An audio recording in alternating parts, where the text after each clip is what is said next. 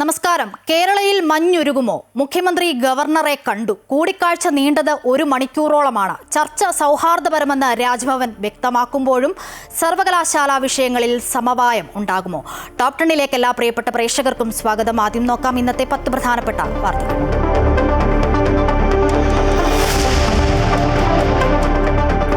സർവകലാശാല പ്രതിസന്ധികൾക്കിടെ ഗവർണർ മുഖ്യമന്ത്രി കൂടിക്കാഴ്ച. സർവകലാശാലകളിലെ പ്രതിസന്ധിക്ക് പരിഹാരം കാണണമെന്നും ബില്ലുകൾ ഒപ്പിടുന്നതിലെ കാലതാമസം ഒഴിവാക്കണമെന്നും മുഖ്യമന്ത്രി.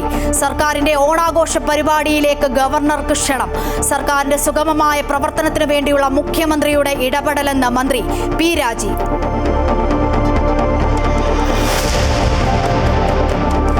പാർലമെന്റിന്റെ വർഷകാല സമ്മേളനത്തിന് നാളെ തുടക്കം. ആദായ നികുതി ഭേദഗതി ബില്ലുകൾ അടക്കം സഭയിലെത്തും. ഓപ്പറേഷൻ സിന്ദൂർ അടക്കം പ്രധാന വിഷയങ്ങളിൽ ചർച്ചയ്ക്ക് സർക്കാർ തയ്യാറെന്ന് സർവകക്ഷി യോഗത്തിൽ പാർലമെന്ററി കാര്യമന്ത്രി കിരൺ റിജിജു.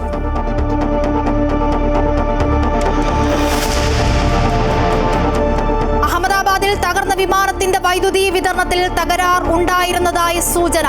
പിൻഭാഗത്തെ ചില യന്ത്രങ്ങൾ കത്തിയത് ഇതേ തുടർന്നെന്ന് സംശയം. വൈദ്യുതി വിതരണ സംവിധാനത്തിലെ അറ്റകുറ്റപ്പണി തീർത്തത് വിമാനം പുറപ്പെടുന്നതിന് 1 മണിക്കൂർ മുൻപ്. അഹമ്മദാബാദ് ദുരന്തം ഉൾപ്പെടെയുള്ള വിമാനാപകടങ്ങൾ പാർലമെന്റിൽ ഉന്നയിക്കാൻ പ്രതിപക്ഷം.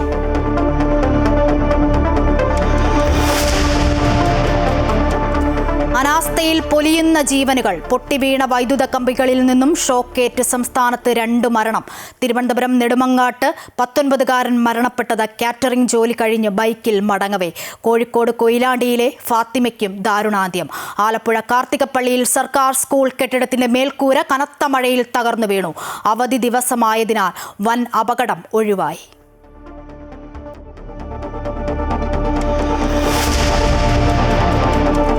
കോഴിക്കോട് കൂടരഞ്ഞി പൂവാറൻതോട് ഒളിമല ചെറുകിട ജലവൈദ്യുതി പദ്ധതിയുടെ നിർമ്മാണത്തിനായി പാറ പൊട്ടിക്കുന്നതിനെതിരെ പരാതി. വീടുകൾക്ക് ബലക്ഷയവും ചോർച്ചയും ഉണ്ടാകുന്നതായി ആരോപണം. പരാതി നൽകിയിട്ടും നടപടിയില്ലെന്ന് നാട്ടുകാർ. Top 10 special.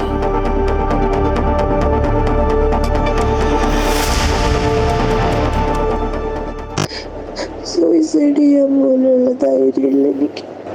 ചവിട്ടി കൂട്ടി തന്നെ ഡിസ്റ്റർബൻസ് ആണ് ഉറങ്ങുന്നതിനെന്നും പറഞ്ഞു. ഷാർജയിൽ മരിച്ച അതുല്യ ഭർത്താവ് സതീഷിൽ നിന്നും അനുഭവിച്ചത് കൊടിയ പീഡനം. ഡിജിറ്റൽ തെളിവുകൾ പോലീസിന് കൈമാറി കുടുംബം. സതീഷിനെതിരെ കൊലക്കുറ്റത്തിന് കേസ്, നിരപരാധിയെന്ന് ഭർത്താവ്.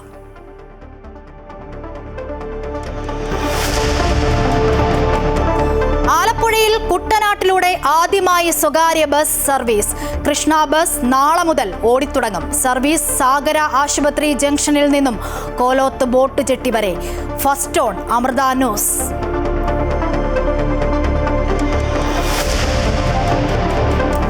കേരള ക്രിക്കറ്റ് ലീഗ് 2ാം സീസൺ അടുത്ത മാസം 21 മുതൽ. തിരുവനന്തപുരത്തെ ഗ്രാൻഡ് ലോഞ്ചിങ്ങിൽ സഞ്ജു സാംസൺ അടക്കമുള്ള താരങ്ങൾ പങ്കെടുത്തു.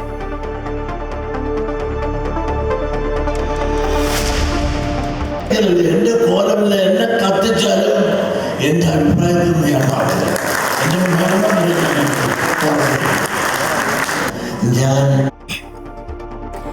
കാന്തപുരം എന്തു കുന്തമെടുത്തെറിഞ്ഞാലും പറയാനുള്ളത് പറയുമെന്ന് വെള്ളാപ്പള്ളി നടേശൻ. മതപണ്ഡിതന്മാർ ഭരണത്തിൽ ഇടപെടുന്നുവെന്നും വെള്ളാപ്പള്ളിക്ക് പിന്നിൽ മുഖ്യമന്ത്രി എന്ന് വി ഡി സതീശൻ. സർക്കാർ നയം വ്യക്തമാക്കണമെന്ന് പി കെ കുഞ്ഞാലിക്കുട്ടി. വിശ്രമ ജീവിതം നയിക്കേണ്ട കാലത്ത് ചരിത്രം സൃഷ്ടിക്കുന്ന ആളെന്ന് വെള്ളാപ്പള്ളിയെ വാനോളം പുകഴ്ത്തി മന്ത്രി വി എൻ വാസവൻ.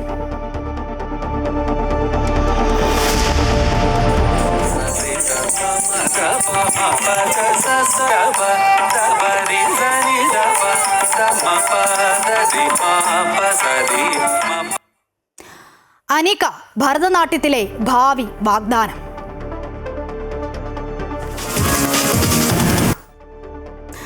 സമഗ്രമായ വിശദമായ വാർത്തകൾ നോക്കാം. സംസ്ഥാനത്തെ വിവിധ സർവകലാശാലകളിൽ ഭരണപ്രതിസന്ധി നിലനിൽക്കുന്ന സാഹചര്യത്തിൽ മുഖ്യമന്ത്രി പിണറായി വിജയൻ ഗവർണർ രാജേന്ദ്ര വിശ്വനാഥ് അർലേക്കറുമായി കൂടിക്കാഴ്ച നടത്തി. സർവകലാശാലകളിലെ പ്രതിസന്ധിക്കുള്ള പരിഹാരവും ബില്ലുകൾ ഒപ്പിടുന്നതിലെ കാലതാമസവും ഒഴിവാക്കണമെന്ന് മുഖ്യമന്ത്രി ഗവർണറോട് ആവശ്യപ്പെട്ടു. സർക്കാരിന്റെ ഓണാഘോഷ പരിപാടിയിലേക്ക് ഗവർണറെ ക്ഷണിച്ചതിന് ശേഷമാണ് മുഖ്യമന്ത്രി മടങ്ങിയത്. 40 മിനിറ്റിൽ കൂടുതൽ നീണ്ടുനിന്ന കൂടിക്കാഴ്ചയിൽ സർവകലാശാലയിലെ ഭരണപ്രതിസന്ധി പൂർണ്ണമായും മാറ്റണം, ഒഴിവുകളുള്ള ഇടങ്ങളിലെ വൈസ് ചാൻസലർമാരുടെ നിയമനം വേഗത്തിലാക്കണം, കേരള സർവകലാശാലയിൽ സിൻഡിക്കേറ്റ് യോഗം വിളിക്കണം, ഗവർണറുടെ ഒപ്പിന് കാത്തിരിക്കുന്ന സർക്കാർ സമർപ്പിച്ച ബില്ലുകളിൽ തീരുമാനമുണ്ടാക്കണം, സർക്കാരിന്റെ ഓണാഘോഷ പരിപാടിയിൽ പങ്കെടുക്കണം എന്നീ ആവശ്യങ്ങളാണ് മുഖ്യമന്ത്രി രേഖാമൂലം ഗവർണറോട് ആവശ്യപ്പെട്ടത്. സർക്കാരിന്റെ പ്രവർത്തന വേഗതയ്ക്ക് രാജ്ഭവന്റെ പൂർണ്ണ പിന്തുണയുണ്ടെന്ന് ഗവർണർ മുഖ്യമന്ത്രിയെ അറിയിക്കുകയും ചെയ്തു. എന്നാൽ ഇപ്പോഴും പോരു തുടരുന്ന ഭാരതാംബ വിവാദവും ഗവർണർക്കും രാജ്ഭവനിലേക്കുമുണ്ടായ SFI DYFI പ്രതിഷേധങ്ങളും കൂടിക്കാഴ്ചയിൽ ചർച്ചയായില്ല എന്നതും ശ്രദ്ധേയമാണ്. ഡിജിറ്റൽ സർവകലാശാല വൈസ് ചാൻസലർ പട്ടികയിലേക്ക് MS Rajasree, MK Jayaraj, KP Sudheer എന്നിവരുടെ പേരുകളും മുഖ്യമന്ത്രി കൈമാറി. ഗവർണറുടെ ചായ സൽക്കാരത്തിന് ശേഷമാണ് മുഖ്യമന്ത്രി രാജ്ഭവനിൽ നിന്നും മടങ്ങിയത്. അമൃത ന്യൂസ്, തിരുവനന്തപുരം. മുഖ്യമന്ത്രിയും ഗവർണറുമായുള്ള കൂടിക്കാഴ്ച സ്വാഭാവികമെന്ന മന്ത്രി P രാജീവ്. ഭരണനിർവഹണ സംവിധാനത്തിന്റെ ഭാഗമായി ഇത്തരം കൂടിക്കാഴ്ചകൾ അനിവാര്യമാണ്. ഭരണനിർവഹണ വകുപ്പാണ് ശ്രീധന നിരോധന നിയമത്തിൽ ഭേദഗതി വേണോ എന്ന് പരിശോധിക്കേണ്ടതെന്നും മന്ത്രി പറഞ്ഞു. ആവശ്യമെങ്കിൽ നിയമവകുപ്പ് നിയമോപദേശം നൽകുമെന്നും മന്ത്രി വ്യക്തമാക്കി. സാധാരണഗതിയിൽ മുഖ്യമന്ത്രിയും ഗവർണറും തമ്മിലുള്ള കൂടിക്കാഴ്ചകൾ സ്വാഭാവികമാണ്. അതിനകത്ത് അസ്വാഭാവികതകളൊന്നുമില്ല. അത് നമ്മുടെ ഭരണനിർവഹണ പ്രക്രിയയുടെ ഒഴിച്ചുകൂടാനാവാത്ത ഭാഗമാണ്. കൂടിക്കാഴ്ചകളാകാം, സംഭാഷണങ്ങളാകാം, അതെല്ലാം ഭരണനിർവഹണത്തിൻ്റെ ഭാഗമായി വരുന്നതാണല്ലോ. ഇതിനകത്ത് ചർച്ചകൾ ഭരണനിർവഹണത്തിൽ ഗവർണറുടെ ഉത്തരവാദിത്വം നിർവഹിക്കാനുണ്ട്, ഗവൺമെൻറ് ഉത്തരവാദിത്വം നിർവഹിക്കാനുണ്ട്. രണ്ടു കൂട്ടരും അത്തരം കാര്യങ്ങൾ ചർച്ച ചെയ്യേണ്ടി വരുന്ന ഘട്ടങ്ങളിൽ ചർച്ച ചെയ്യാറുണ്ട്. അപ്പോൾ നല്ല രീതിയിൽ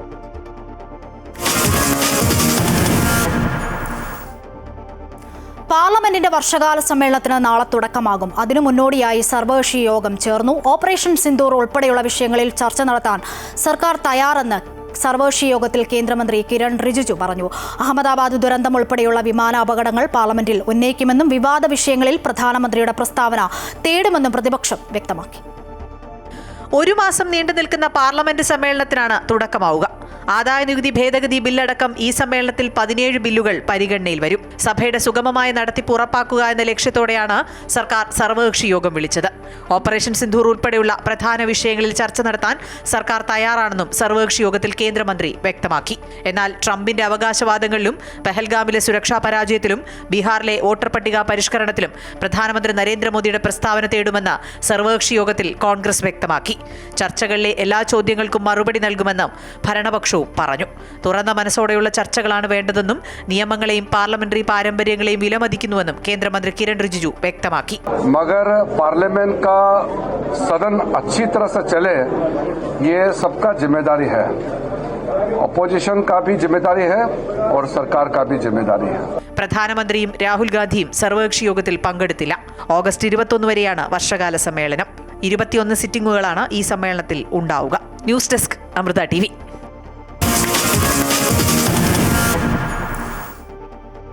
അഹമ്മദാബാദിൽ തകർന്ന വിമാനത്തിന്റെ വൈദ്യുതി വിതരണത്തിൽ തകരാറുണ്ടായിരുന്നോ എന്നറിയാൻ നിർണായക പരിശോധന.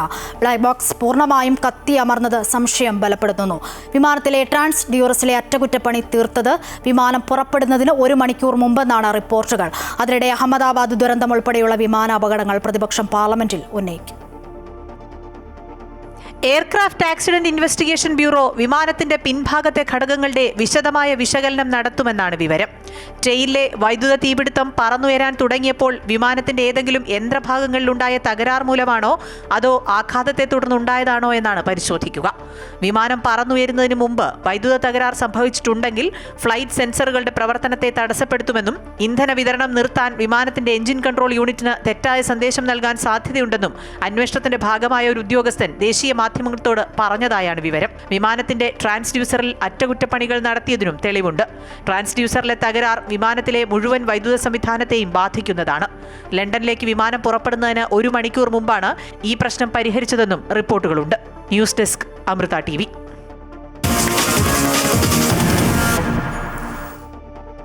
തിരുവനന്തപുരം നെടുമങ്ങാട് വൈദ്യുത ലൈനിൽ നിന്നും ഷോക്കേറ്റ് വിദ്യാർത്ഥി മരിച്ചു. പനയമുട്ടം സ്വദേശി അക്ഷയാണ് മരിച്ചത്.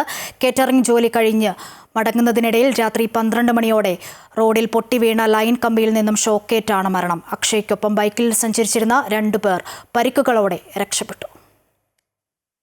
നെടുമങ്ങാട് പനയമുട്ടം സ്വദേശിയായ അക്ഷയും 2 സുഹൃത്തുക്കളും ബൈക്കിൽ കാറ്ററിംഗ് ജോലി കഴിഞ്ഞു മടങ്ങവെയാണ് അപകടത്തിൽപ്പെട്ടത്. രാത്രി 12 മണിയോടെ പാമ്പാടി ജുമാ മസ്ജിദിന് മുന്നിൽ മരം ഒടിഞ്ഞു വീണ പോസ്റ്റ് തകർന്ന ഇലക്ട്രിക് ലൈൻ നിലംപതിക്കുകയായിരുന്നു. റോഡിൽ വീണ മരത്തിലിടിച്ചാണ് ബൈക്ക് അപകടത്തിൽപ്പെട്ടതെന്ന് അക്ഷയ്ക്കൊപ്പമുണ്ടായിരുന്ന സുഹൃത്ത് അമൽ പറഞ്ഞു. പാസ് ചെയ്ത് അടുത്തെത്തിയപ്പോഴാണ് ഒരു പോസ്റ്റും കിടക്കുന്ന റബ്ബർ കിടക്കുന്ന ഒരു മരം ഒടിഞ്ഞ് കിടക്കുന്ന കണ്ടത്. നമുക്ക് പെട്ടെന്ന് ബ്രേക്ക് പിടിച്ചിട്ട് നിർത്താൻ പറ്റില്ല, കാരണം അത്ര അടുത്തെത്തിയിട്ടാണ് കണ്ടത്. വേറെ വെളിച്ചമൊന്നും ഇല്ലായിരുന്നു, ബൈക്കിന്റെ വെട്ടം മാത്രമേ ഉള്ളായിരുന്നു. അടിയിൽ ഇടിച്ച് നമ്മൾ 2 പേര് തെറിച്ച് വീണായിരുന്നു. തെറിച്ച് വീണിട്ട് നമ്മൾ ഇവനെ ചെന്ന് കിച്ചുവിനെ ചെന്ന് പൊക്കി എടുക്കാൻ ശ്രമിച്ചിട്ടും അപ്പോൾ എന്റെ കൂടെ ഉണ്ടായിരുന്ന ചേട്ടന് ഷോക്കടിച്ച്, എനിക്ക് ഷോക്കടിച്ച് അവനെ എടുക്കാൻ പറ്റിയില്ലായിരുന്നു. മരങ്ങൾ മുറിച്ചു മാറ്റണമെന്ന് ആവശ്യപ്പെട്ടിരുന്നതാണെന്നും പോസ്റ്റിന് കാലപ്പഴക്കമുള്ളതാണെന്നും നാട്ടുകാർ വ്യക്തമാക്കി. നമ്മൾ 6 മാസം അറിയിച്ചൊരു കേസാണ്. തൊട്ടടുത്ത് ഈ ദർശന കുട്ടികളൊക്കെ പഠിക്കുന്നുണ്ട്. അപ്പോൾ അതുമായി നമ്മൾ പല പ്രാവശ്യം കക്ഷിയുടെ പറഞ്ഞിട്ട് കക്ഷി അത് മുറിക്കാൻ തയ്യാറായിട്ടില്ല. അപ്പോൾ അതുമായി ബന്ധപ്പെട്ട് നമ്മൾ ഒരു പരാതി മുകളിലേക്ക് ഇനിയിപ്പോൾ നടപടിയെടുത്ത് മുമ്പോട്ട് പോകുക തന്നെ ചെയ്യും. സ്ഥലം MLA DK മുരളിയും അപകട സ്ഥലം സന്ദർശിച്ചു. പ്രോപ്പർട്ടിയിലൊരു മരമാണ് ഒടിഞ്ഞു വീണത്. അവിടെ മരങ്ങൾ മുറിച്ചു മാറ്റണമെന്ന് ആവശ്യപ്പെട്ടിട്ട് അവരത് ചെവിക്കൊണ്ടില്ല എന്നൊരു വാർത്തയും കേൾക്കുന്നുണ്ട്. അതെല്ലാം ഈ സന്ദർഭത്തിൽ അന്വേഷിക്കേണ്ടത് തന്നെയാണ്. നമുക്കേതായാലും ഇപ്പോൾ ഒരു ചെറുപ്പക്കാരൻ്റെ ജീവൻ നഷ്ടപ്പെട്ടു. ആ കുടുംബത്തോടൊപ്പം നിന്ന് അവരെ ആശ്വസിപ്പിക്കുക എന്നുള്ളതാണ് പ്രാഥമികമായ ഒരു കടമ. നെടുമങ്ങാട് ജില്ലാ ആശുപത്രിയിൽ ഇൻക്വസ്റ്റ് നടപടികൾക്ക് ശേഷം അക്ഷയുടെ മൃതദേഹം പോസ്റ്റ്മോർട്ടത്തിനായി തിരുവനന്തപുരം മെഡിക്കൽ കോളേജിലേക്ക് മാറ്റി. അമൃത ന്യൂസ്, തിരുവനന്തപുരം. കോഴിക്കോട് കൊയിലാണ്ടിയിൽ മരം വീണ് പൊട്ടിയ വൈദ്യുത കമ്പിയിൽ നിന്നും ഷോക്കേറ്റ് വീട്ടമ്മ മരിച്ചു. കുറവങ്ങാട് സ്വദേശി ഫാത്തിമയാണ് മരിച്ചത്. ഇന്ന് വൈകിട്ടായിരുന്നു അപകടം. മരം പൊട്ടി വീണ ശബ്ദം കേട്ട് നോക്കുന്നതിനിടയിലാണ് ഫാത്തിമയ്ക്ക് അപകടം സംഭവിച്ചത്. കൊല്ലം തേവലക്കരയിലെ മിഥുന്റെ മരണത്തിൽ പോലീസ് അന്വേഷണം ആരംഭിച്ചു. കേസിൽ മാനേജ്മെന്റ് ഭാരവാഹികളെയും KSEB ഉദ്യോഗസ്ഥരെയും പ്രതി ചേർക്കും. അസ്വാഭാവിക മരണത്തിന് പകരം കുറ്റകരമായ നരഹത്യാ വകുപ്പ് ചുമത്തും. അന്വേഷണത്തിന് ശാസ്താംകോട്ട SHOയുടെ നേതൃത്വത്തിൽ 6 അംഗ പ്രത്യേക സംഘത്തെയും രൂപീകരിച്ചു. അതേസമയം തേവലക്കര ബോയ്സ് ഹൈസ്കൂളിന് നാളെ കൂടി അവധി നൽകാനാണ് സ്കൂൾ മാനേജ്മെന്റിന്റെ തീരുമാനം. മിഥുൻ ഷോക്കേറ്റ് മരിച്ചതിൽ വീഴ്ച വരുത്തിയവരെയെല്ലാം കണ്ടെത്തി പോലീസ് പ്രതിപട്ടികയിൽ ഉൾപ്പെടുത്തും. മരണത്തിൽ നിലവിലെ മാനേജ്മെന്റ് ഭാരവാഹികൾക്ക് പുറമെ സൈക്കിൾ ഷെഡ് നിർമ്മിച്ച സമയത്തെ മാനേജ്മെന്റ് കമ്മിറ്റിക്കെതിരെയും കേസെടുക്കും. KSEB മൈനാഗപ്പള്ളി സെക്ഷനിലെ ഉദ്യോഗസ്ഥരെയും സ്കൂളിന് ഫിറ്റ്നസ് നൽകിയ പഞ്ചായത്ത് അസിസ്റ്റന്റ് എഞ്ചിനീയറും പ്രതികളാകും. കുറ്റക്കാർക്കെതിരെ BNS 106 പ്രകാരം കുറ്റകരമായ നരഹത്യ വകുപ്പ് ചുമത്തും.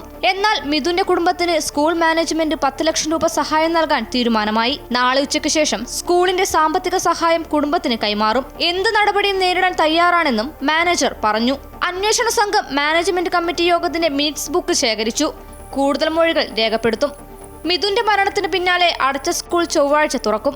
നാളെ കൂടി അവധി വേണമെന്നുള്ള സ്കൂൾ മാനേജ്മെന്റിന്റെ അപേക്ഷ DD അംഗീകരിച്ചു. നാളെ രാവിലെ 9:30 സ്റ്റാഫിന്റെയും PTAയുടെയും യോഗം ചേരും. ആ യോഗത്തിൽ അനുശോചന പരിപാടിയും ഉണ്ടാകും. അതേസമയം രാവിലെ 10:30 മഹിളാ മോർച്ച സ്കൂളിലേക്ക് മാർച്ച് നടത്തും. അമൃത ന്യൂസ്, കൊല്ലം. ആലപ്പുഴ കാർത്തികപ്പള്ളിയിൽ സ്കൂൾ കെട്ടിടത്തിന്റെ മേൽക്കൂര തകർന്നു വീണു. കാർത്തികപ്പള്ളി UP സ്കൂൾ കെട്ടിടത്തിന്റെ മേൽക്കൂരയാണ് തകർന്നു വീണത്. അവധി ദിനമായതിനാൽ വൻ അപകടമാണ് ഒഴിവായത്. ഇന്ന് രാവിലെയാണ് സ്കൂൾ കെട്ടിടത്തിന്റെ മേൽക്കൂര തകർന്നു വീണത്. കനത്ത മഴയിൽ പഴക്കം ചെന്ന കെട്ടിടത്തിന്റെ മേൽക്കൂര നിലം പതിക്കുകയായിരുന്നു. അവധി ദിവസമായതിനാൽ വൻ അപകടമാണ് ഒഴിവായത്. പൊളിഞ്ഞ കെട്ടിടത്തിൽ ക്ലാസ് പ്രവർത്തിച്ചിരുന്നില്ലെന്നാണ് സ്കൂൾ അധികൃതരുടെ വാദം. എന്നാൽ ഇക്കഴിഞ്ഞ വ്യാഴാഴ്ച വരെ ഇവിടെ ക്ലാസുകൾ നടന്നിരുന്നതായും കുട്ടികളും നാട്ടുകാരും പറയുന്നു. കെട്ടിടത്തിന് ഫിറ്റ്നസ് ഇല്ലായിരുന്നുവെന്നാണ് ഇവർ ആരോപിക്കുന്നത്. സ്കൂൾ തുറക്കുന്നതിന് മുന്നോടിയായി സ്കൂളുകളുടെ ഫിറ്റ്നസ് ഉറപ്പാക്കുന്നത് സംബന്ധിച്ച് പൊതുവിദ്യാഭ്യാസ വകുപ്പ് നിർദ്ദേശം നൽകിയിരുന്നു. എന്നാൽ ഇത് കൃത്യമായി പാലിക്കപ്പെട്ടില്ല എന്നതാണ് യാഥാർത്ഥ്യം. സംസ്ഥാന സ്കൂൾ പ്രവേശനോത്സവം നടന്ന ജില്ലയിൽ തന്നെ സ്കൂൾ കെട്ടിടം പൊളിഞ്ഞു വീണത് ഇതിന് തെളിവാണ്. വിഷയത്തിൽ പ്രതിഷേധവുമായി നാട്ടുകാരും BJP കോൺഗ്രസ് പ്രവർത്തകരും രംഗത്തെത്തി. സ്കൂൾ കെട്ടിടത്തിന് മുന്നിൽ കുത്തിയിരുന്ന് കോൺഗ്രസ് പ്രവർത്തകർ പ്രതിഷേധിച്ചു. എന്നാൽ കിഫ്ബി ഫണ്ട് ഉപയോഗിച്ച് മറ്റൊരു കെട്ടിടത്തിന്റെ നിർമ്മാണം അന്തിമഘട്ടത്തിലാണെന്നും അവിടേക്ക് സ്കൂളിന്റെ പ്രവർത്തനങ്ങൾ മാറ്റാനിരിക്കുകയായിരുന്നുവെന്നുമാണ് സ്കൂൾ അധികൃതർ നൽകുന്ന വിശദീകരണം. കുരുന്നുകൾ പഠിക്കുന്ന സ്കൂളുകളിൽ അധികൃതർ കാട്ടുന്ന കുറ്റകരമായ ഈ അനാസ്ഥയ്ക്കെതിരെ നാട്ടുകാർക്കിടയിൽ വലിയ പ്രതിഷേധമാണ് ഉയരുന്നത്. അമൃത ന്യൂസ്, ആലപ്പുഴ. പെരുമ്പാവൂരിൽ സ്കൂൾ മതിലിന്റെ ഒരു ഭാഗം തകർന്നു വീണു. ഒക്കൽ ഗവൺമെന്റ് LP സ്കൂളിന്റെ മതിലിന്റെ ഒരു ഭാഗമാണ് തകർന്നു വീണത്. ശക്തമായ മഴയിൽ മതിൽ തകർന്നു വീഴുകയായിരുന്നു. സ്കൂളിന് പുറകിലുള്ള കനാൽ ബണ്ട് റോഡിലേക്കാണ് മതിൽ വീണത്. അവധി ദിവസമായതിനാൽ അപകടം ഒഴിവായി.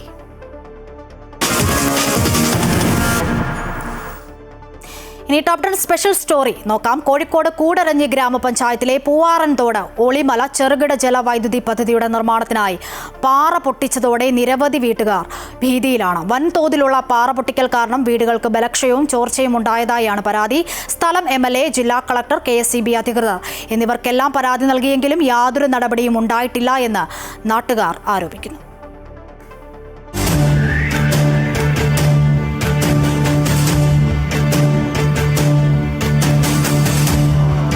കോഴിക്കോട് കൂടരഞ്ഞി ഗ്രാമപഞ്ചായത്തിലെ പൂവാറൻതോട് ഒളിമല ചെറുകിട ജലവൈദ്യുത പദ്ധതിയുടെ നിർമ്മാണത്തിനായാണ് 11 ഏക്കർ സ്ഥലത്ത് വൻതോതിൽ പാറ പൊട്ടിച്ചത്.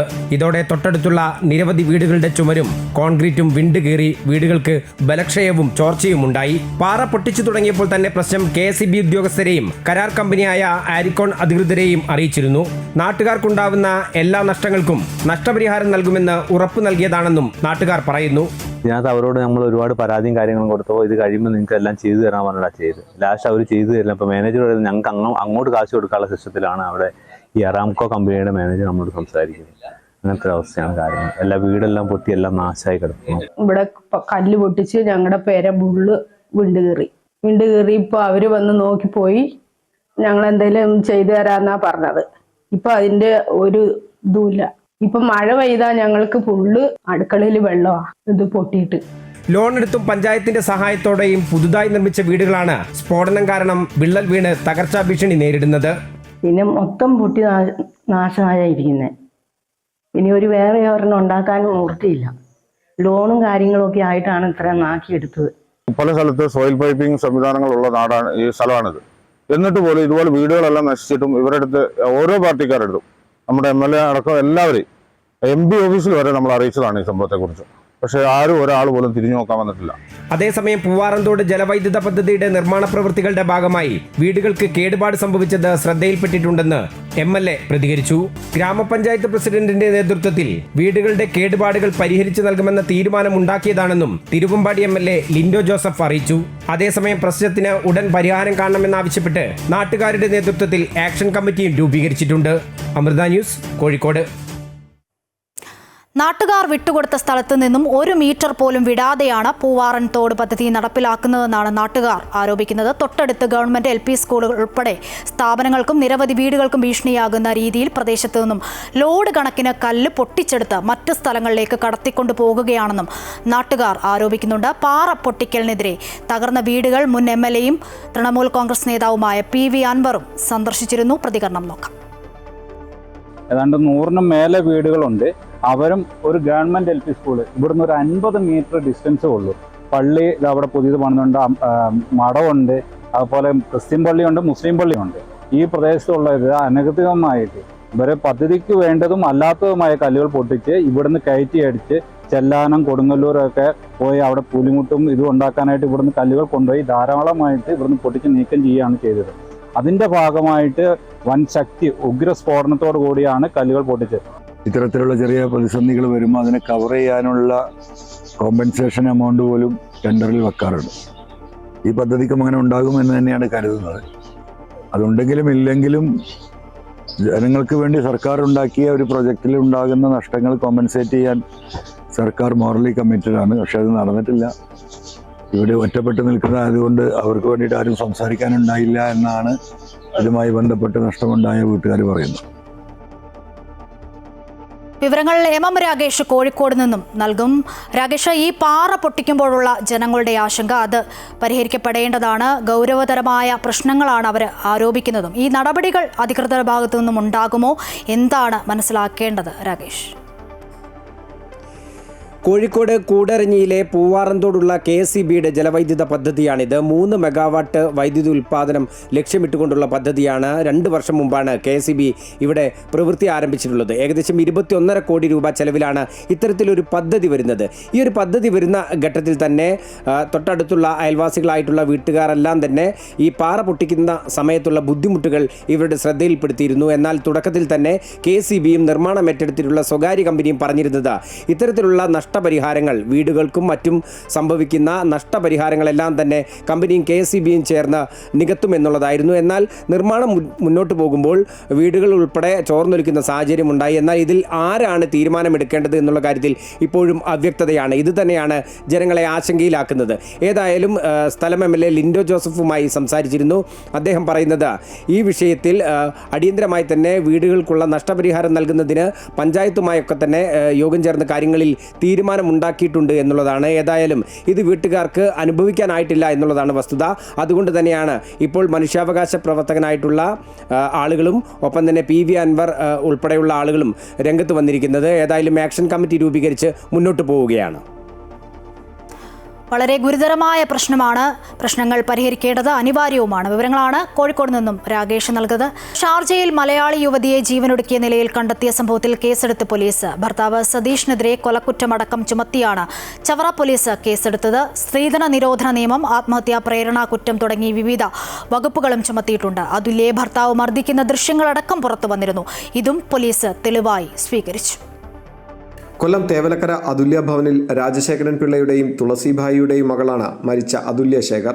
അതുല്യയുടെ അമ്മയുടെയും അച്ഛൻ്റെയും മൊഴിയുടെ അടിസ്ഥാനത്തിലാണ് ഭർത്താവ് സതീഷിനെതിരെ കേസെടുത്തിരിക്കുന്നത്. ശാസ്താംകോട്ട സ്വദേശിയായ ഭർത്താവ് സതീഷിനെതിരെ ചവറ തെക്കുംഭാഗം പോലീസ് കൊലക്കുറ്റത്തിനുൾപ്പെടെ കേസെടുത്തു. സതീഷ് ക്രൂരമായ പീഡനമാണ് നടത്തിയിരുന്നതെന്നും സതീഷുമായുള്ള വിവാഹബന്ധം ഒഴിവാക്കാൻ മകളോട് ആവശ്യപ്പെട്ടിരുന്നതായും അതുല്യയുടെ മാതാപിതാക്കൾ പറഞ്ഞു. അവളെ അവനൊരു ഉപകരണം വേണ്ടി മാത്രം വെച്ചിരുന്നത്. കാര്യം അവന് ടച്ചിങ് ഉണ്ടാക്കാനും അവന് വറുത്തു കൊടുക്കാനും ഒക്കെ മദ്യപിക്കുമ്പോൾ അവനൊരു സഹായത്തിന് അത് ഒരു ഭാര്യ എന്നുള്ള ഒരു പരിഗണന ഒരിക്കലും അവൻ കൊടുത്തിട്ടില്ല. അവർക്ക് നിയമ നടപടി വേണം. എൻ്റെ കുഞ്ഞിന് നീതി കിട്ടണം. ഒരിക്കലും എൻ്റെ കുഞ്ഞ് ഒരിക്കലും ആത്മഹത്യ ചെയ്യത്തില്ല. ഇത്രയും വർഷം എൻ്റെ കുഞ്ഞ് ശാരീരികവും മാനസികമായ പീഡനം അതിനുള്ള ശിക്ഷ അവന് നേടിക്കൊടുക്കണം. സതീഷ് കത്തികാട്ടി ഭീഷണിപ്പെടുത്തുന്നതിൻ്റെയും കസേര ഉപയോഗിച്ച് ആക്രമിക്കാൻ ശ്രമിക്കുന്നതിൻ്റെയും ദൃശ്യങ്ങളാണ് തെളിവായി നൽകിയിരിക്കുന്നത്. ഒപ്പം അതുല്യ സുഹൃത്തിന് അയച്ചു നൽകിയ ശബ്ദ സന്ദേശത്തിലും ക്രൂരമായ പീഡന വിവരങ്ങളാണ് ഉള്ളത്. ഉറങ്ങാനായിട്ട് കിടന്നു. ഞാൻ പറഞ്ഞില്ല, ഞാൻ അടുത്ത് മിണ്ടാത്തൊന്നുമില്ലായിരുന്നു. ഞാൻ താഴെ കിടക്കുമായിരുന്നു. അമ്മ ഞാൻ പുതപ്പ് മൂടിയ സംസാരിച്ച അമ്മയെടുത്ത് നീ പോയ കാര്യങ്ങളൊക്കെ അതിനാണ് ചവിട്ടി കൂട്ടി തന്നെ ഡിസ്റ്റർബൻസ് ആണ് ഉറങ്ങുന്നതിനെന്നും പറഞ്ഞു. ഇത്രയൊക്കെ കാണിച്ചിട്ട് അയാളുടെ കൂടെ തന്നെ അയാളുടെ കൂടെ നിൽക്കേണ്ടി വരുന്ന അവസ്ഥയാണ്. പറ്റുന്നില്ലടി. ഇവരുടെ 10 വയസ്സുള്ള മകൾ അതുല്യയുടെ മാതാപിതാക്കൾക്കൊപ്പമാണ്. ഷാർജയിലെ മോർച്ചറിയിൽ സൂക്ഷിച്ചിട്ടുള്ള മൃതദേഹം നടപടികൾ പൂർത്തിയാക്കി നാട്ടിലെത്തിക്കാനുള്ള ശ്രമത്തിലാണ് ബന്ധുക്കൾ. അമൃത ന്യൂസ്, കൊല്ലം. അതുല്യയുടെ ഭർത്താവ് സതീഷ് താൻ നിരപരാധിയാണെന്ന വാദവുമായി മാധ്യമങ്ങൾക്ക് മുൻപിലെത്തി. മദ്യപിച്ചതിനു ശേഷം അതുല്യയെ മർദ്ദിച്ചിട്ടുണ്ടെന്ന് ഇയാൾ പറയുന്നു. പക്ഷേ എല്ലാ ദിവസവും അങ്ങനെയൊന്നും ഉണ്ടാകാറില്ല. കഴിഞ്ഞ നവംബർ മാസത്തിൽ തന്റെ സമ്മതമില്ലാതെ അതുല്യ ഗർഭഛിദ്രം നടത്തിയെന്നും അന്നു മുതലാണ് ഇരുവരും കൂടുതൽ അകന്നതെന്നും ഇയാൾ പറയുന്നു. അതുല്യയുടെ മരണത്തിൽ തനിക്ക് പങ്കില്ലെന്ന വാദമാണ് ഭർത്താവായ സതീഷിൻ്റേത്. മരണത്തിൽ തനിക്കും സംശയങ്ങളുണ്ട്. പോലീസ് അന്വേഷണവുമായി പൂർണ്ണമായും സഹകരിക്കും. താൻ ഇടയ്ക്കിടെ മദ്യപിക്കുന്ന ആളാണെന്നും അത്തരം സന്ദർഭങ്ങളിൽ അതുല്യെ ഉപദ്രവിച്ചിട്ടുണ്ടെന്നും ഇയാൾ പറഞ്ഞു. ഉപദ്രവം എന്ന് വെച്ച് കഴിഞ്ഞാൽ ഞാൻ ഉപദ്രവിച്ചിട്ടുണ്ട്, ഇല്ലെന്ന് ഞാൻ പറയുന്നില്ല. ഒന്നാമത്തെ കാര്യം എന്ന് വെച്ച് കഴിഞ്ഞാൽ എൻ്റെ ജീവിതത്തിൽ സംഭവിച്ച ഏറ്റവും വലിയ നെഗറ്റീവാണ്. കുറച്ചുനാളായി പരസ്പരം പിരിയാമെന്ന നിലപാടിലായിരുന്നു അതുല്യ. അതിന്റെ കാരണം എന്താണെന്ന് തനിക്കറിയില്ല. സംഭവ ദിവസം രാത്രി താൻ വീട്ടിൽ നിന്ന് പുറത്തുപോയെന്നും കുറച്ചു കഴിഞ്ഞ് ഫാനിൽ തൂങ്ങാൻ തയ്യാറെടുക്കുന്ന ഒരു വീഡിയോ അതുല്യ അയച്ചു തന്നുവെന്നും സതീഷ് പറഞ്ഞു. ഉടനെ തന്നെ താൻ വീട്ടിലെത്തി. കാൽ നിലത്ത് മുട്ടിയ നിലയിലായിരുന്നു അതുല്യെ കണ്ടത്. ഉടൻ താഴെ ഇറക്കി കിടത്തി. പോലീസിൽ വിവരമറിയിച്ചു. കഴിഞ്ഞ നവംബറിൽ തന്റെ സമ്മതമില്ലാതെ അതുല്യ നാട്ടിലെത്തി ഗർഭഛിദ്രം നടത്തിയിരുന്നു. ഇതിൽ വലിയ മാനസിക വിഷമം തനിക്കുണ്ടായി. അതോടെ പരസ്പരം കൂടുതൽ അകന്നുവെന്നാണ് സതീഷ് വിശദീകരിക്കുന്നത്. രണ്ടാമത് അവൾ പ്രഗ്നൻ്റ് ആയി. നവംബറിൽ ആ കുഞ്ഞ് നാട്ടിൽ പോയി. വിത്തൗട്ട് മൈ പെർമിഷൻ ഷീസ് അബോട്ടർ. അതിനെനിക്ക് ഭയങ്കര ദേഷ്യമല്ല, എനിക്ക് വിഷമം ഉണ്ടായിരുന്നു. എന്തിനു ചെയ്തു? അതുല്യയുടെ പോസ്റ്റ്മോർട്ടം റിപ്പോർട്ടും ഫോറൻസിക് റിപ്പോർട്ടും ലഭിച്ച ശേഷം കൂടുതൽ നിയമ നടപടികളിലേക്ക് കടക്കുമെന്നാണ് ഷാർജയിൽ തന്നെയുള്ള സഹോദരി അഖിലയും ഭർത്താവ് ഗോകുലും പറഞ്ഞത്. അതുല്യയുടെ ബന്ധുക്കൾക്ക് ആവശ്യമായ നിയമസഹായം ലഭ്യമാക്കുമെന്ന് ഷാർജ ഇന്ത്യൻ അസോസിയേഷനും അറിയിച്ചു. 1.5 വയസ്സായ കുഞ്ഞിൻ്റേതുൾപ്പെടെ 3 അസ്വാഭാവിക മരണങ്ങളുടെ ആഘാതത്തിലാണ് UAE-യിലെ മലയാളി സമൂഹം. വിഭജികയുടെയും കുഞ്ഞിന്റെയും മരണത്തിനു പിന്നിലും കുടുംബ പ്രശ്നങ്ങളും ഗാർഹിക പീഡനവും തന്നെയായിരുന്നു കാരണങ്ങൾ. Amrita news, Sharjah.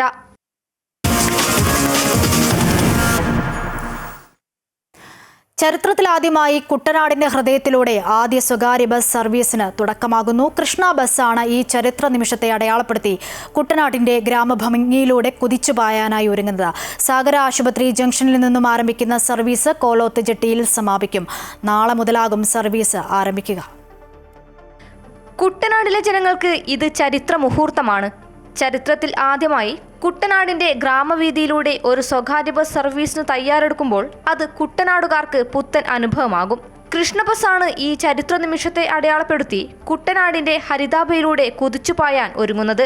സാഗര ഹോസ്പിറ്റലിന് മുന്നിൽ നിന്ന് ആരംഭിക്കുന്ന സർവീസ് വണ്ടാനം മെഡിക്കൽ കോളേജ് ആശുപത്രി, SN കവല, Kanjippadam, Vaishyabhagam, Champakulam, Pooppally, MLA junction, Kainakary panchayat junction വഴി കോലോത്ത് ജെട്ടിയിൽ അവസാനിക്കും.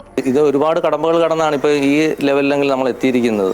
ഒരുപാട് സന്തോഷമുണ്ട് ഈ പെർമിറ്റ് ഓടാൻ തുടങ്ങിയതിലും. ഇനി നമ്മുടെ ഭാഗത്തു നിന്ന് എന്തെല്ലാം ചെയ്യാൻ പറ്റുമോ അതെല്ലാം ഞാൻ ഈ പെർമിറ്റിന് വേണ്ടി ചെയ്തിരിക്കുകയാണ്. ജനങ്ങളുടെ സേവനമാണ് നമ്മൾ ഉദ്ദേശിക്കുന്നത്. കുട്ടനാട്ടുകാർക്ക് ആലപ്പുഴയോട്ട് വരാനും വണ്ടാനം ആശുപത്രി കേന്ദ്രീകരിച്ച് പോകാനും ഇത് വലിയൊരു ഉപകാരമായിട്ട് ഞാൻ കാണുന്നു. ജില്ലയിൽ KSRTC ആണ് പ്രധാനമായും സർവീസ് നടത്തുന്നത്. സ്വകാര്യ ബസ്സുകൾ നഗര സർവീസ് മാത്രമാണ് മുൻപ് നടത്തിയിരുന്നത്. ഇതിനിടയിലേക്കാണ് കൃഷ്ണ പുതിയ ദൗത്യവുമായി എത്തുന്നത്. പാടങ്ങളും ചെറിയ ജലാശയങ്ങളും നിറഞ്ഞ കുട്ടനാടിന്റെ ഗ്രാമീണ ഭംഗി ആസ്വദിച്ച് വളരെ രസകരമായ ഒരു യാത്രാനുഭവം ലഭിക്കും എന്നതാണ് ഈ ബസ് സർവീസിന്റെ പ്രധാന ആകർഷണം. മറ്റൊന്ന്, KSRTC ബസ്സിനായി കാത്തു നിൽക്കാതെ വണ്ടാനം മെഡിക്കൽ കോളേജിലേക്ക് എത്താൻ കുട്ടനാടിലെ ജനങ്ങൾക്ക് ഇനി കൃഷ്ണയെ ആശ്രയിക്കാം എന്നതാണ്. പച്ചവിരിച്ച പാടശേഖരങ്ങളുടെ മധ്യത്തിലൂടെ നീലക്കുയിൽ പാറുന്നത് പോലെ കുട്ടനാടിന്റെ ഗ്രാമവീതിയിലൂടെ കൃഷ്ണയും ഹോൺ മുഴക്കി പായുമ്പോൾ അത് ആലപ്പുഴയുടെ ചരിത്രത്തിൽ പുതിയ ഒരു അധ്യായവും കുട്ടനാടൻ ജനതയുടെ ഹൃദയങ്ങളിൽ അവിസ്മരണീയ ഒരു നവ അനുഭൂതിയും നിറക്കുമെന്നുറപ്പ്. അമൃത ന്യൂസ്, ആലപ്പുഴ.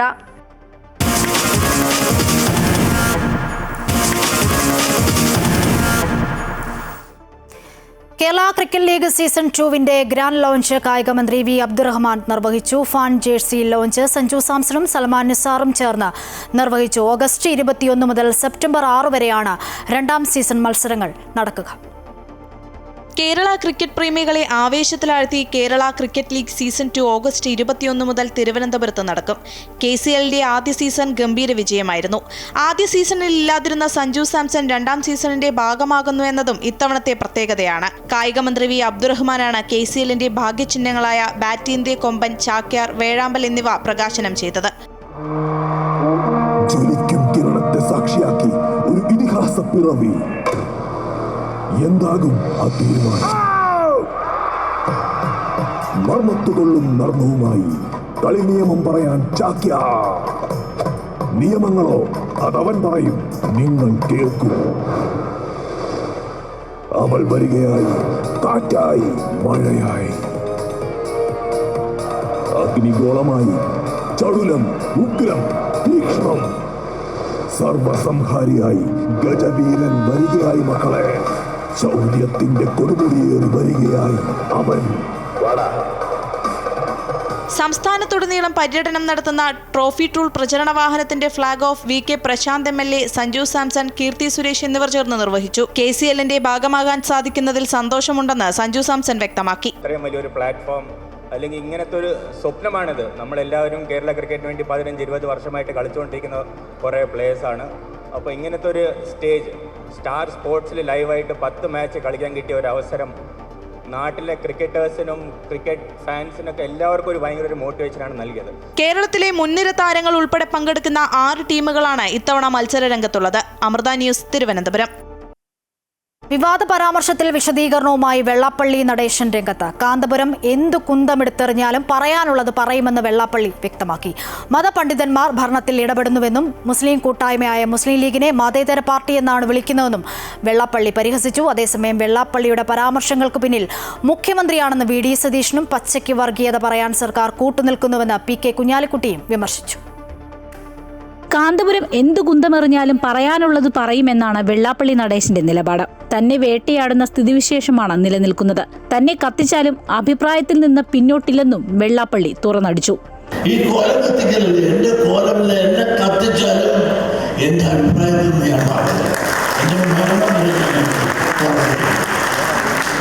ഞാൻ വെയിലത്തൊരിക്കലും പാടുന്നില്ല. മതപണ്ഡിതന്മാരും അവർ പറയുന്നവർക്ക് മാത്രമേ വിലയുള്ളൂ ഈ രാജ്യത്ത് എന്ന് എത്തിയിരിക്കുന്ന ഒരു കാലഘട്ടമായി. വെള്ളാപ്പള്ളി നടേശൻ പങ്കെടുത്ത അതേ വേദിയിൽ അദ്ദേഹത്തെ പുകഴ്ത്തി മന്ത്രി VN വാസവനും സംസാരിച്ചു. യഥാർത്ഥത്തിൽ വിശ്രമ ജീവിതം അനുഭവിക്കേണ്ട കാലഘട്ടത്തിൽ ഊർജ്ജസ്വലനായി ഒരു നാട്ടിൽ ചരിത്രം സൃഷ്ടിക്കുന്ന രൂപത്തിലേക്ക് അദ്ദേഹം ഈ പദവിയെ കൊണ്ടുവന്ന് എത്തിച്ചു എന്നുള്ളതാണ്. മുഖ്യമന്ത്രി പറഞ്ഞു കൊടുക്കുന്നതാണ് വെള്ളാപ്പള്ളി നടേശൻ പറയുന്നതെന്ന് പ്രതിപക്ഷ നേതാവ് VD സതീശൻ പ്രതികരിച്ചു. വർഗീയ പരാമർശങ്ങളിൽ നിന്ന് അദ്ദേഹം പിന്മാറണമെന്നും VD സതീശൻ ആവശ്യപ്പെട്ടു. ഇത് മുഖ്യമന്ത്രി പിണറായി വിജയന്റെ നറേറ്റീവാണ്. ഈ സാധനം മുഖ്യമന്ത്രി പറഞ്ഞു പറയിപ്പിക്കുന്നതാണ്. വിദ്വേഷത്തിന്റെ ഒരു ക്യാമ്പയിനാണ്.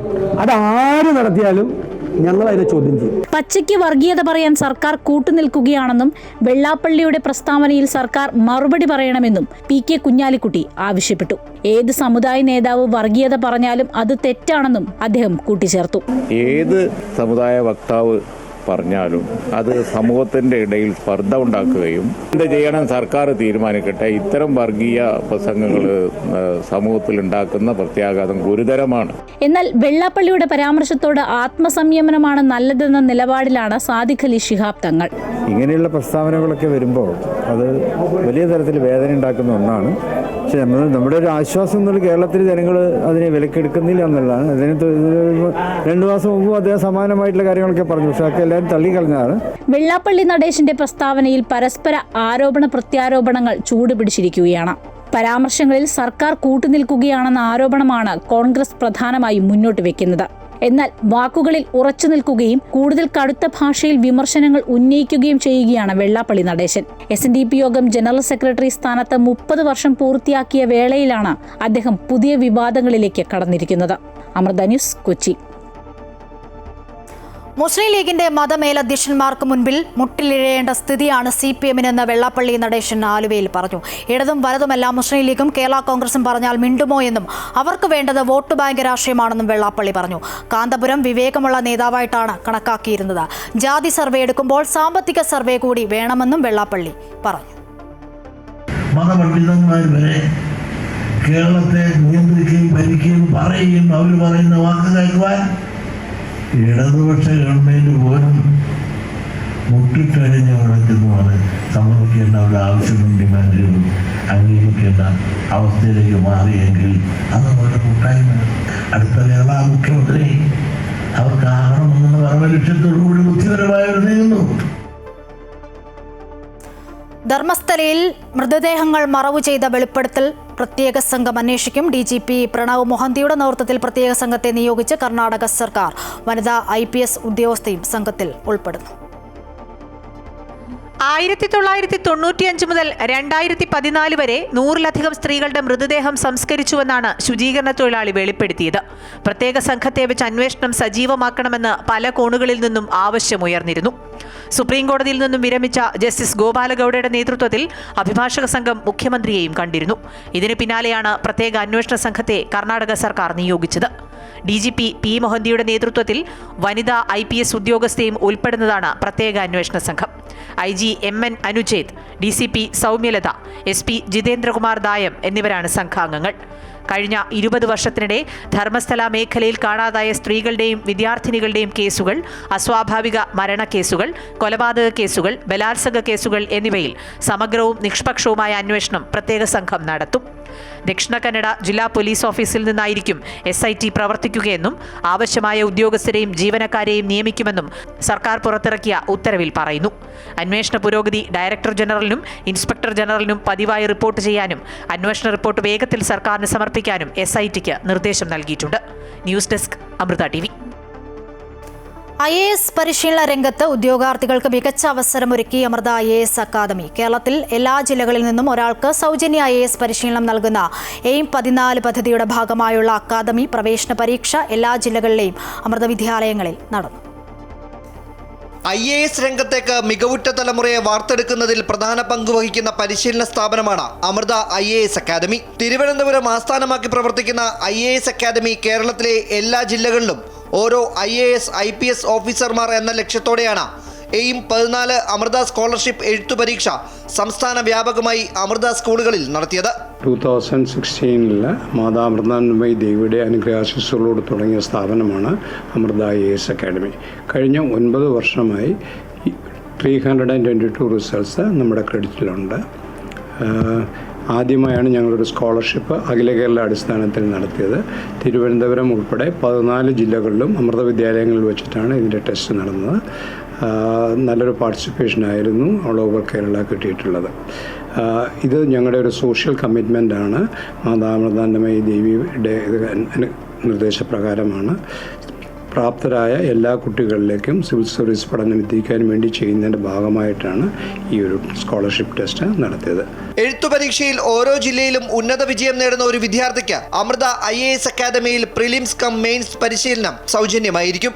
എല്ലാ ജില്ലകളിലും ഈവൻ ദോ മഴയായിരുന്നെങ്കിലും വളരെ നല്ല പാർട്ടിസിപ്പേഷനാണ് ഉണ്ടായിട്ടുള്ളത്. ഇനി ഞങ്ങളുടെ സോഷ്യൽ കമ്മിറ്റ്മെൻറ്റിൻ്റെ പാർട്ടായിട്ടുള്ള ഈ ഒരു ടെസ്റ്റിൽ ഇനി അങ്ങോട്ട് കൂടുതൽ ഇവർക്ക് വേണ്ട സർവീസസ് പ്രൊവൈഡ് ചെയ്യുക. നമ്മൾ എന്തൊക്കെയാണോ പ്രോമിസ് ചെയ്തത് ആ ഒരു കാര്യങ്ങൾ പ്രൊവൈഡ് ചെയ്ത് ഇവരെ ഒരു സിവിൽ സർവൻ്റ് ആക്കി, ഓരോ ജില്ലയിലും ഒരു സിവിൽ സർവൻ്റ് എന്ന ആ ഒരു മോട്ടോ അതൊന്ന് ഫോളോ അപ്പ് ചെയ്യുക എന്നുള്ളൊരു വലിയ ചാലഞ്ചാണ് ഞങ്ങളുടെ ഭാഗത്തുള്ളത്. ബട്ട് സ്റ്റിൽ ഞങ്ങളത് ഹാപ്പിലി ആക്സെപ്റ്റ് ചെയ്ത് അതിന് വേണ്ട 100% കമ്മിറ്റ്മെന്റ് ഞങ്ങളുടെ ഭാഗത്തു നിന്നുണ്ടാകും. സ്കോളർഷിപ്പ് പരീക്ഷയിലെ ചോദ്യങ്ങൾ UPSC പരീക്ഷകൾ പോലെ മത്സര പരീക്ഷകൾക്ക് പരിശീലനം നൽകുന്നതാണെന്ന് വിദ്യാർത്ഥികളും പറയുന്നു. It was really a wonderful experience. Like civil സർവീസിനെയൊക്കെ നോക്കിക്കാണുന്ന കുട്ടികൾക്ക് വളരെ നല്ലൊരു ഓപ്പർച്യൂണിറ്റി ആയിരുന്നു ഇത്. എനിക്ക് പേഴ്സണലി റീസണിങ് സെക്ഷൻ കുറച്ച് ഡിഫിക്കൽട്ടായി തോന്നി. ബാക്കി സെഷൻസൊക്കെ I think I had done well. So ഈ UPSC മുന്നിൽ കാണുന്ന കുട്ടികൾക്ക് വളരെ നല്ലൊരു അവസരമാണ്. എങ്ങനെ ക്വസ്റ്റ്യൻസിനെ അപ്രോച്ച് ചെയ്യാം അതിൻ്റെ ഒരു സാമ്പിൾ എന്ന് വേണമെങ്കിൽ പറയാം. രാഷ്ട്രപ്രതിബദ്ധതയോടെ സാമ്പത്തികമായി പിന്നോക്കം നിൽക്കുന്ന അർഹരായ വിദ്യാർത്ഥികളെ കണ്ടെത്തി പരിശീലനം നൽകുന്നതിനാണ് അമൃത എയിം 14 പദ്ധതി ആവിഷ്കരിച്ചിരിക്കുന്നത്. അമൃത ന്യൂസ്, തിരുവനന്തപുരം. സദ്ഗുരു ശ്രീ മാതാ അമൃതാനന്ദമയി ദേവിയുടെ ജന്മദിനത്തോടനുബന്ധിച്ച് കൊച്ചി അമൃത ആശുപത്രിയുടെ നേതൃത്വത്തിൽ സൗജന്യ മെഡിക്കൽ ക്യാമ്പ് നടന്നു. കോഴിക്കോട് വെള്ളിമാടുകുന്നിലെ അമൃതകൃപ സ്പെഷ്യാലിറ്റി ക്ലിനിക്കിൽ നടന്ന ക്യാമ്പിൽ വിവിധ വിഭാഗങ്ങളിലെ 14 ഡോക്ടർമാരുടെ സേവനം രോഗികൾക്ക് ലഭിച്ചു. മാതാ അമൃതാനന്ദമയി മഠം കോഴിക്കോട് മഠാധിപതി സ്വാമി വിവേകാമൃതാനന്ദപുരിയുടെ സാന്നിധ്യത്തിൽ Chevayur CI T Mahesh medical camp ഉദ്ഘാടനം ചെയ്തു. സദ്ഗുരു ശ്രീ മാതാ അമൃതാനന്ദമയി ദേവിയുടെ ജന്മദിനത്തോടനുബന്ധിച്ച് കൊച്ചി അമൃത ആശുപത്രിയുടെ നേതൃത്വത്തിൽ കോഴിക്കോട് വെള്ളിമാടുകുന്നിലെ അമൃതകൃപ സ്പെഷ്യാലിറ്റി ക്ലിനിക്കിൽ സംഘടിപ്പിച്ച സൗജന്യ മെഡിക്കൽ ക്യാമ്പിൽ നിരവധി പേരാണ് എത്തിയത്.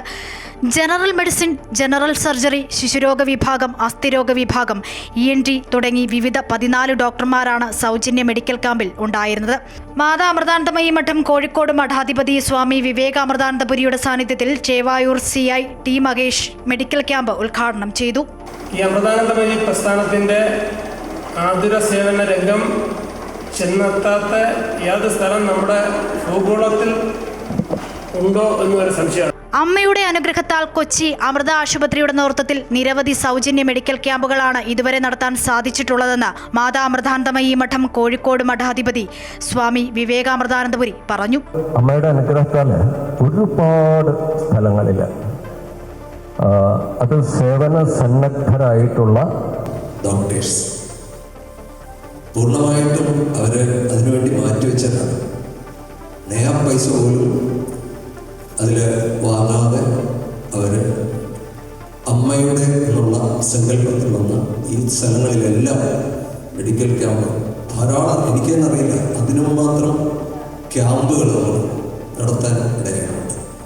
അമ്മയുടെ ജന്മദിനത്തോടനുബന്ധിച്ചാണ് ഇത്തരമൊരു സൗജന്യ മെഡിക്കൽ ക്യാമ്പ് നടത്താൻ തീരുമാനിച്ചതെന്ന് ക്യാമ്പിന് നേതൃത്വം നൽകുന്ന കൊച്ചി അമൃത ആശുപത്രിയിലെ surgery professor doctor C Sreekumar പറഞ്ഞു. അമ്മയുടെ ജന്മദിനത്തിനോടനുബന്ധിച്ചുള്ള ഒരു സൗജന്യ മെഡിക്കൽ ക്യാമ്പാണ് നമ്മളിവിടെ ഇന്ന് അറേഞ്ച് ചെയ്തിട്ടുള്ളത്. മാതാ അമൃതാനന്ദമയി മഠം കോഴിക്കോട്, എയിംസ് കൊച്ചി, അതോടൊപ്പം തന്നെ ഇവിടുത്തെ പ്രാദേശിക ഡോക്ടർമാരും ചേർന്ന് എല്ലാ വിഭാഗത്തിലും ഉള്ള സേവനം ലഭ്യമാക്കിക്കൊണ്ടാണ് ഈ ക്യാമ്പ് അറേഞ്ച് ചെയ്തിട്ടുള്ളത്. അമൃത ആശുപത്രി സംഘടിപ്പിക്കുന്ന മെഡിക്കൽ ക്യാമ്പുകൾ വലിയ ആശ്വാസമാണെന്ന് ക്യാമ്പിനെത്തിയവർ പ്രതികരിച്ചു. ഈ ക്യാമ്പ് എല്ലാവർക്കും ഫലപ്രദമായിട്ടുള്ളതാണ്. ഞാൻ എല്ലായ്പ്പോഴും ഇവിടെ വന്ന് ഡോക്ടേഴ്സിനെ കാണിക്കാറുണ്ട്. അത് എല്ലാവർക്കും നല്ലൊരു കാര്യമാണ്. അതുകൊണ്ട് ഞാനിപ്പോൾ 3ാമത്തെ പ്രാവശ്യം ക്യാമ്പിൽ പങ്കെടുക്കുന്നത്. ഈ അമ്മേൻ്റെ ആശ്രമത്തിൽ എല്ലാവരും വന്നിട്ട് ഈ മരുന്ന് വാങ്ങാൻ വലിയൊരു അനുഗ്രഹമാണല്ലോ. ഡോക്ടർ ഭവിത്താർ, കൗൺസിലർമാരായ ഫെനീഷ, K സന്തോഷ്, സരിത പറയേരി, TK ചന്ദ്രൻ തുടങ്ങിയവർ ക്യാമ്പ് ഉദ്ഘാടന ചടങ്ങിൽ പങ്കെടുത്തു. അമൃത ന്യൂസ്, കോഴിക്കോട്. ഗുരുപൂർണിമ വിപുലമായി ആഘോഷിച്ച് തലശ്ശേരി മാതാമൃതാനന്ദമയി മഠം മഠാധിപതി സ്വാമി അഭേദാമൃതാനന്ദപുരി അനുഗ്രഹ പ്രഭാഷണം നടത്തി. മാനവരെ മാധവന്മാരാക്കുന്നവരാണ് സദ്ഗുരുക്കളെന്ന് സ്വാമിജി പറഞ്ഞു. ആചാര്യന്മാരുടെയും ഗുരുക്കന്മാരുടെയും മുൻപിൽ തലകുനിക്കുന്നതും പാദ നമസ്കാരം ചെയ്യുന്നതും മഹത്തായ സംസ്കാരത്തിന്റെ ഭാഗമാണെന്നും സ്വാമിജി കൂട്ടിച്ചേർത്തു. ഗുരുപൂർണിമ ആഘോഷത്തിന്റെ ഭാഗമായുള്ള മഹാഗണപതി ഹോമത്തിന് ബ്രഹ്മചാരി കൃഷ്ണകുമാർ നേതൃത്വം നൽകി. മഹാമൃത്യുഞ്ജയ ഹോമം, അർച്ചന എന്നിവയും നടന്നു. ഗുരുപൂർണിമയോടനുബന്ധിച്ച് ഗുരുപാദുക പൂജ, പ്രഭാഷണം, ഭജന എന്നിവയുമുണ്ടായിരുന്നു. ആഘോഷ പരിപാടിയിലും പ്രത്യേക ചടങ്ങുകളിലും നിരവധി ഭക്തരാണ് പങ്കെടുത്തത്. അമ്മയുടെ ജന്മനാളായ കാർത്തിക നക്ഷത്രമായതിനാൽ പ്രത്യേക ഭഗവതി സേവയും നടത്തി. ഭക്തർക്കായി അന്നദാനവും ഒരുക്കിയിരുന്നു.